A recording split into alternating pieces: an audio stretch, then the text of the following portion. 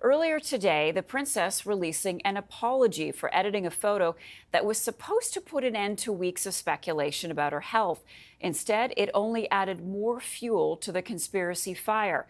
Several major news agencies retracted the photo of Kate and her children provided by Kensington Palace because they found the photo to be manipulated.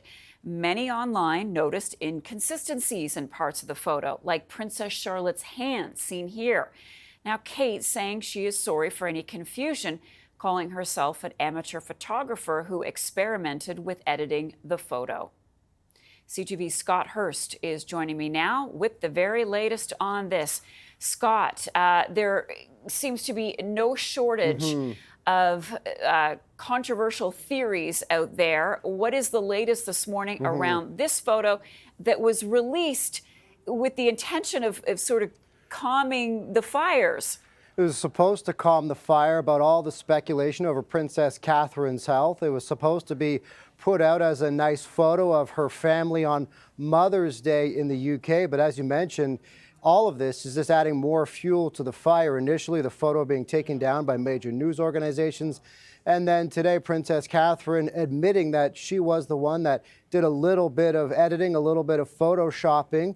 This is the statement that she made, saying, like many amateur photographers, I do occasionally experiment with editing, but that didn't really answer any of the questions. Why was it altered? How much? And ultimately, in a digital age, where it's not hard to spot, why even release a photo at all that had been altered, bringing in the broader question of public trust, also adding more fuel to the speculation over her health. So some of the inconsistencies, Marcia, you pointed out, Princess Charlotte's sleeve appears to be missing a little bit. Catherine's hand on the other side, blurry a bit compared to Prince Louis's sweater. Also pointing out to a misaligned background a little bit behind them, and also blurring around Charlotte's knees. So those are some of the things that eagle-eyed spotters have pointed out. The other thing, Marcia, adding more fuel to the fire and a whole other layer of speculation, the wedding ring also appears to be missing on her hand too. You got to think people are going to notice every single detail. Right. And they did. And that's questioning, who's in charge of the communications team for the royal family? Have we heard anything more from them today since Kate released that statement?